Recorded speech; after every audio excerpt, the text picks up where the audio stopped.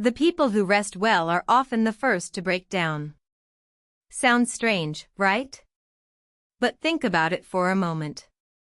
You spent the whole weekend resting on the couch, yet Monday morning felt even heavier. Hasn't that happened to you? You slept 8 hours, but the moment you open your eyes, the first thought is already "I'm tired." That morning. The show you used to love, you turn it off after 10 minutes out of sheer dullness.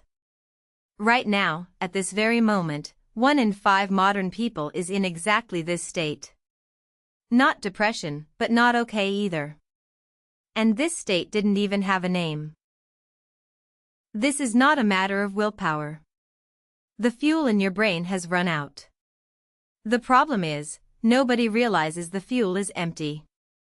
Not you, not your family, not even the hospital. The true nature of this heaviness that no one catches, why it happens, and where you can begin to walk out of it, I'll cover all of it in this one video. Let me ask you something. Over the past month, has anyone asked you first, "Hey, are you doing okay these days?" Probably almost no one. And even if someone did, you brushed it off with a single line, "Oh, I'm fine. Just a little tired." That's understandable. You were hiding it far too well. But there's a structural reason this state goes undetected. There are 3 traps. The first trap, you can't notice it yourself. Just as you can't tell what's on your face without a mirror, we rarely notice that our own condition is slipping. It's like being on a plane that's slowly losing altitude and thinking, "We're still flying, so it's fine." You're still going to work, still eating, so you convince yourself you're okay. But will the family who sees you every day notice it? No, they won't. That's the second trap. The closer you see someone every day, the more you miss the changes that happen gradually. They still go out on weekends, they still eat well, they say, choosing to see only the reassuring side. The closest people are the last to notice. The third trap, let's start with the numbers. Of the people who first visited a hospital for depression-related symptoms, a large portion went not to psychiatry, but to internal medicine, of all places. Only 6 out of 100 went straight to a psychiatrist. The more you look at that number, the more alarming it is. The sick people are there, but no one made it to the right exam room. The other 90 or so go home with a "it's just a cold, get plenty of rest," and some cold medicine in hand. They circle through the wrong offices several times, losing a long stretch of time, and only then finally knock on the door of psychiatry. That's the reality. Passing through all 3 of these doors, a state that is neither bad nor okay simply gets left alone. And then many people start to think, "Wait, do I have depression?" Depression has official diagnostic criteria. 5 or more specific symptoms have to last more than 2 weeks for a diagnosis to be made.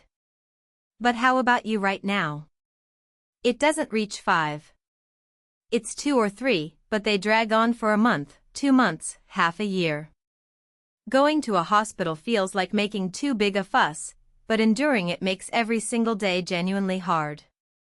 Not depression, but heavy every day, this middle ground. It has a name. Subdepression. More than the blues, less than depression.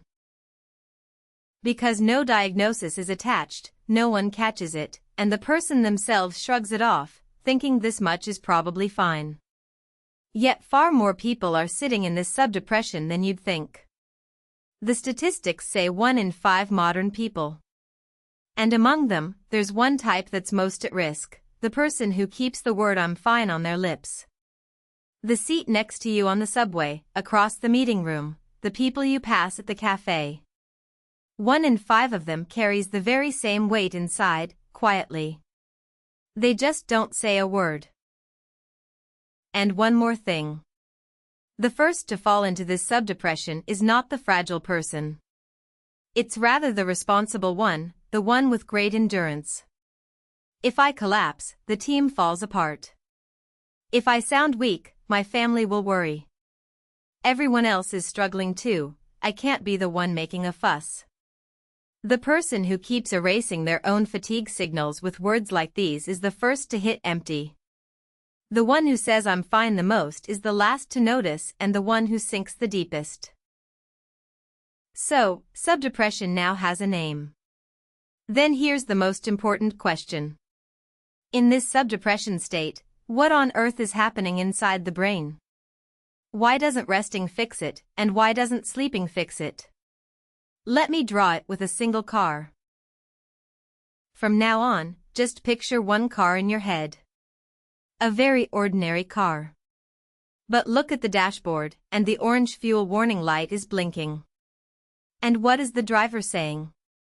The gas station is only 10 kilometers away, so let's push on a little more, while pressing the accelerator. That car is you right now.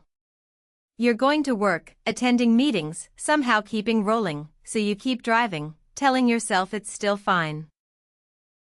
The dashboard is clearly blinking, please pull over. So is this car broken? No. Let me give you an analogy. You bought a new car. But the engine feels off and the accelerator is sluggish. You check it, and the fuel tank is empty and the engine oil is low. Then the salesperson says, this car is not a defective vehicle. Just fill the fuel and oil, and it'll run at its original performance. Subdepression is exactly the same. We're not rebuilding you. We're just servicing something that was running fine all along. So, let's open up this car. To understand subdepression, you only need to know 3 parts. The brake, the accelerator, and the engine. The part that plays the role of the brake in your head is something called serotonin. The name is unfamiliar, but what it does is simple, so let's just call it the brake. It's the part that sends signals to your body, let's stop now. Let's rest here. Let's get some sleep. When it works well, you naturally get sleepy around 11 at night, and even when irritation rises, you can pause a beat and swallow it. But when it breaks down? Your body is exhausted, but sleep won't come. You lie down and your head keeps spinning. In the middle of the night you're suddenly tearing open a bag of snacks in front of the fridge, and the smallest remark makes you snap. If pressing the brake doesn't stop the car, you haven't really stopped. That's why even after resting, it doesn't feel like rest. Your body was on the couch, but your head was at work all day long. In fact, there's a pattern observed in psychiatric clinics. The first to break down are, surprisingly, the people who cram their days off completely full. A car that never once hits the brake can't possibly stay fine. Listening this far, many of you are probably thinking, hey, that's my brake you're talking about. But there's something even scarier than the brake. It's the 3 ways the accelerator that moves your body breaks down. The part that plays the accelerator is noradrenaline, but the name is hard, so let's just call it the accelerator. It's the drive that, when you open your eyes in the morning, gets your body up with okay, let's get up. When it acts up, it shows 3 faces. First, the car that won't go even when you press.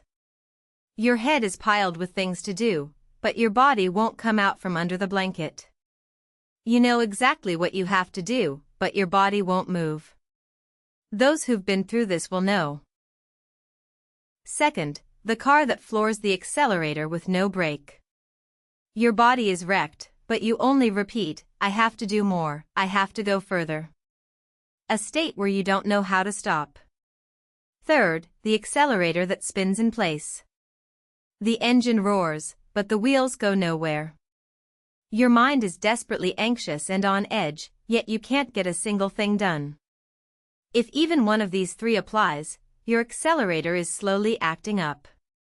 And if any of them apply to you, you are not lazy. We don't call a car with a broken accelerator lazy. That feeling of waking up and just staring at the ceiling, that is not laziness. And the last part.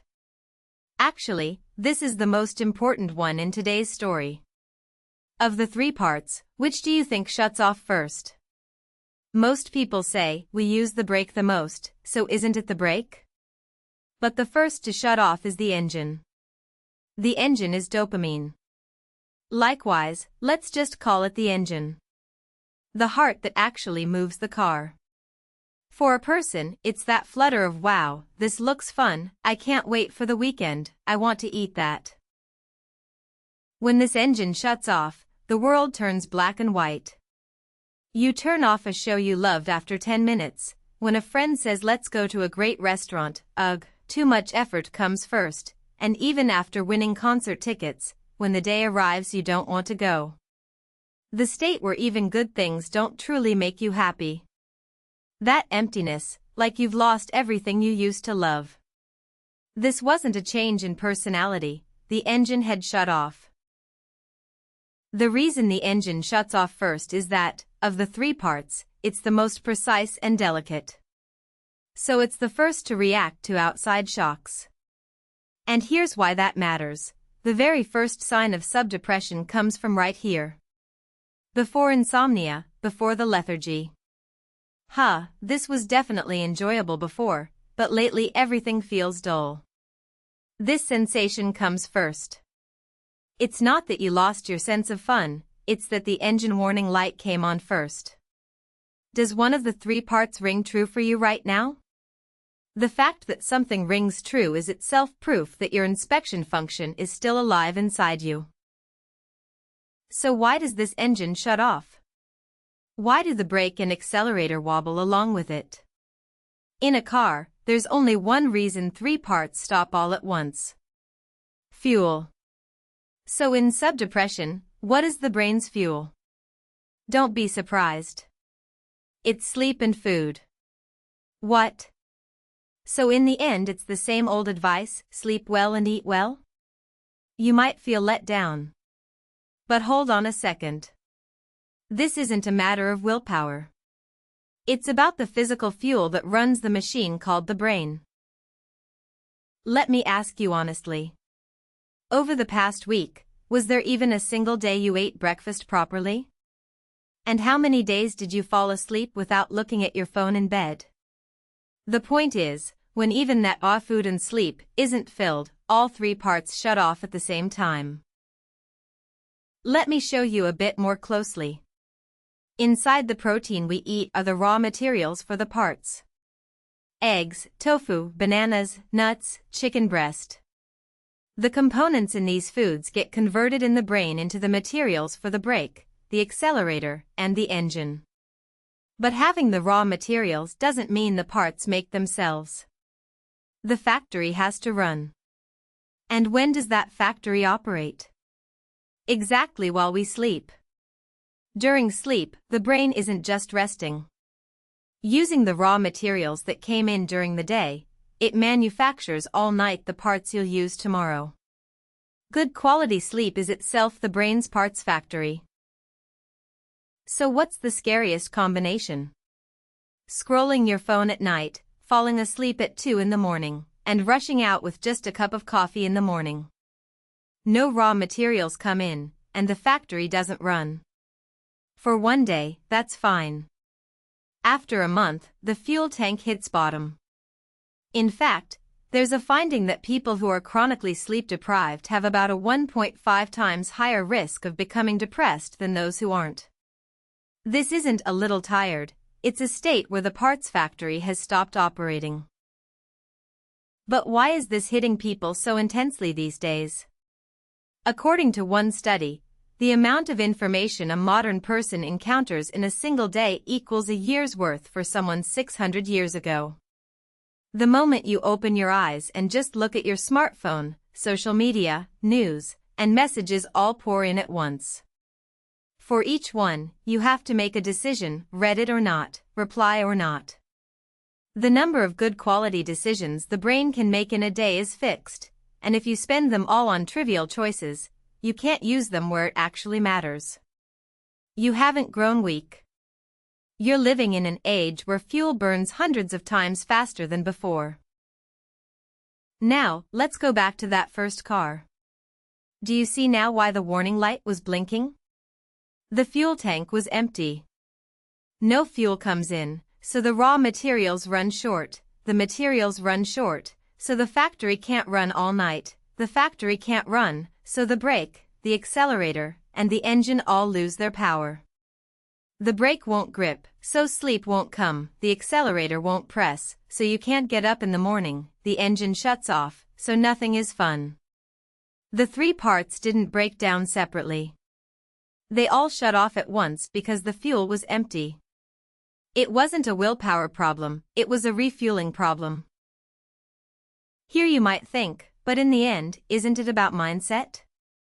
Think about it this way. If mood really moved by willpower alone, then a single pill couldn't change your emotions. But it actually does. When you pull together many large-scale clinical studies, the result that a single chemical genuinely lifts emotions has been confirmed again and again. Mood isn't mindset, it's a chemical reaction inside the body.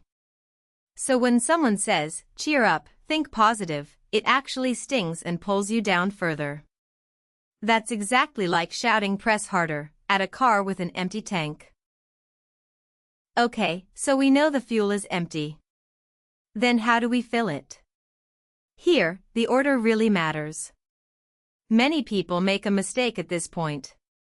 Right, starting today I'll do miracle mornings, exercise, read books, wake up at 5 a.m., and then they completely collapse within 3 days. With not a single drop in the tank, they slam the accelerator first. Then the engine burns through what's left and stalls out entirely. To walk out of subdepression, there's a set order. And I have to first tell you why you absolutely must follow this order. There's a story shared like common sense within the psychiatric field. In a depressed state, the point where suicide risk is highest is not the very bottom. It's actually right after recovery begins. If I explain this with the car analogy, you'll understand it instantly. Recovery comes back in this order. First, the fuel fills up little by little. Then the brake recovers first. Then the accelerator comes back. And finally, the engine comes back. When the brake and accelerator have returned, it means the thought I have to move now comes back. But the engine isn't there yet. The thought that you should move has returned, but the feeling of wanting to move isn't there yet, that contradictory time. This is the most painful stretch. That's why you must not force the engine first. Suddenly spiking dopamine with stimulating content, shopping, or alcohol only makes you sink deeper. Fuel first, brake next, accelerator after that, and the engine last. Follow this order, and the engine will naturally follow. So let's go one by one. Step 1, fuel first. Sleep and food. Before moving to the other steps, you can do just this for 2 weeks. There's one thing about sleep that most people don't know. The most effective method for someone who can't sleep well is not sleeping pills. Among the techniques at the front line of insomnia treatment, there's one called stimulus control. It's used even at the Stanford Sleep Clinic, and the core is just one thing: don't use your bed for anything other than sleep. Looking at your phone in bed, watching YouTube in bed, tossing and turning with worries in bed. Cut all of it out. If sleep doesn't come within 15 minutes of lying down, get up and go to the living room. Sounds strange, right? But when you toss and turn in bed, the brain remembers this is a place for worrying. When you get up and lie down again once you're sleepy, the brain relearns the bed as a place for sleep. Try just this for 3 days. Something amazing happens. The moment you lie down, your eyes start to feel heavy. Research shows this single method noticeably improves sleep efficiency, without sleeping pills. Try it for just 2 weeks. Instead of opening your eyes to an alarm, mornings come where your eyes open before the alarm. For food, a bite of protein in the morning is enough. 1 egg, a few pieces of tofu, a handful of nuts, 1 banana. Any one of these. This is the raw material for the brake, the accelerator, and the engine. People who skip breakfast say, "I don't have time," but really it's not time, it's that with no fuel, you can't make the time. The very fact that your brain judges, "Do I really need to get up and eat?" is already a symptom of fuel shortage. Starting tonight, change just one thing. Don't use your smartphone in bed. If sleep won't come, get up and step out. This is the switch that turns on the sleep factory. Once the fuel has filled a little, step 2, the brake. Reviving the brake. You have to know how to stop well to be able to run again. Here's something I'll teach you. When you feel anxious or your head feels overheated right now, there's a way to apply the brake in 5 seconds. It's a technique confirmed at a Stanford neuroscience lab. Breathe in twice quickly through the nose, then exhale long once through the mouth. Sniff, sniff, ha. That's it. It's a breathing method called the physiological sigh, and the double inhale expels carbon dioxide from the lungs at once, forcibly activating the parasympathetic nervous system. Let's do it together here. In through the nose, sniff, sniff, out through the mouth, ha. Even one round, you feel your shoulders drop, right? Try this just 5 times on the subway home. You'll feel the shoulders that were hunched up tight from work slowly come down. It's faster than 10 minutes of meditation. And I can't skip talking about fake rest. Of the time you think you spent resting, how much of it did your brain actually rest? 3 hours of shorts in bed is, to your brain, 3 hours of overtime.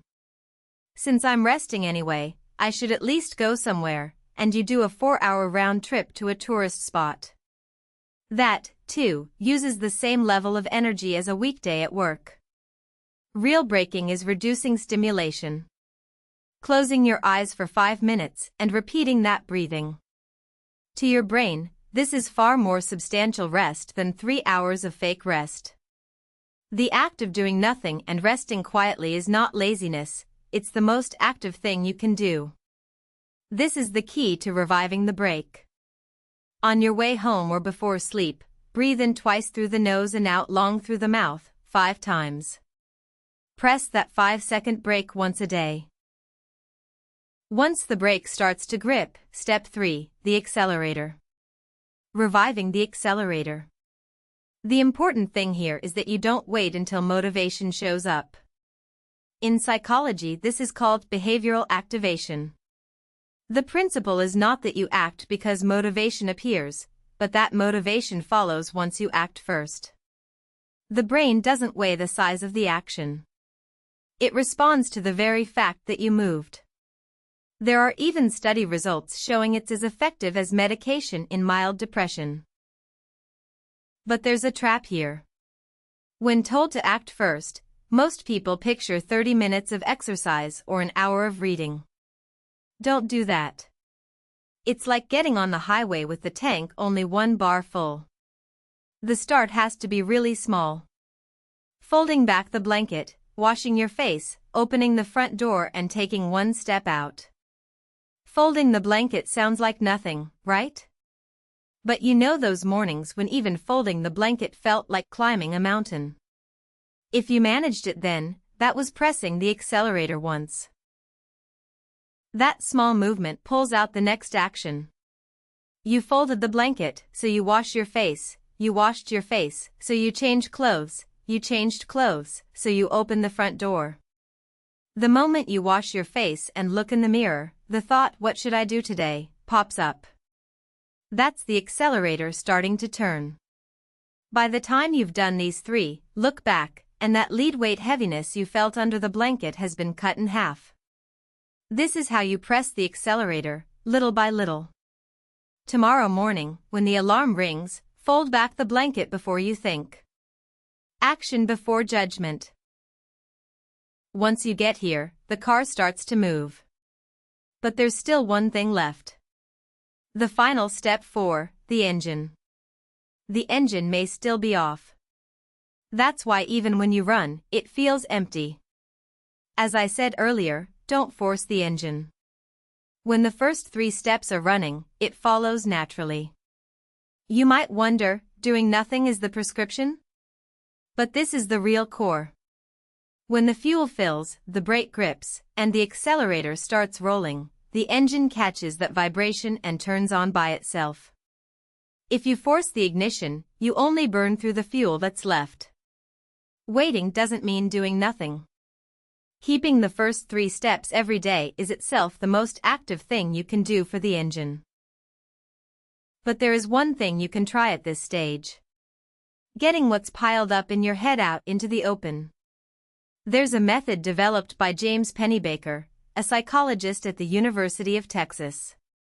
For 15 minutes a day, over 4 days, you pour out the emotions or experiences that torment you most onto paper that no one will ever see. No need to worry about spelling, no need for it to even be full sentences. Just move what's in your head onto your hand. From results verified repeatedly over 30 years, this simple act alone meaningfully lowers stress hormone levels and raises your capacity to process emotions. Why does it work? The moment emotions that had only been spinning in your head turn into letters, the brain starts to classify them as processing complete. The energy the engine was burning while idling goes down. On the 4th day, as you close the paper, you'll feel a strange sensation. There's less to write. Those thoughts that spun round and round every night have escaped onto the paper. That's a sign of recovery. And please remember this. If you chase what others expect of you, the flutter will never come back. You have to find what makes your eyes light up just a little, and then the engine turns. It doesn't have to be grand. The song that makes your steps quicken a little when you walk home with earphones in. The moment the first page of a book you idly picked up at the bookstore catches your eye. Those small reactions are the sound of the engine catching again. Don't force the search. If the first 3 steps are running, one day it shows up out of the blue. One thing you can try right today. Before sleep tonight, recall 3 good things that happened. If you have the energy, take out a sheet of paper and, for 15 minutes, pour out the single heaviest thing in your head along with it. Fuel, brake, accelerator, engine. Just keep this 4-step order. No skipping the middle. Especially forcing the engine first is the most dangerous move. And if you've tried this for about a month and it just won't get better, or you feel like you're sinking even deeper, don't hesitate, drop by a psychiatry clinic. This isn't about taking medication. Just think of it as getting a checkup from an expert. The most regrettable thing is missing the right moment while suffering alone. One more thing I want to say. Today's story is just general information to help you understand, and it can't replace an accurate diagnosis or treatment. So if your heart feels too heavy and it's hard to hold on alone right now, please don't hesitate to reach out to a crisis line. If you're in the US, you can call or text 988 anytime, day or night. Elsewhere, please reach out to your local crisis line. Asking for help is not weakness, it's the bravest first refuel of all. So, let me wrap up today's story. That heaviness you go through every day. That state that's not depression but not okay either. It had a name. Subdepression. Inside us are 3 parts, the brake, the accelerator, and the engine, and the fuel that moves all 3 was sleep and food. Before fixing the parts, refuel first. And fill them in order: fuel, brake, accelerator, engine. Honestly, while making this video, I remembered a time when I myself was in subdepression.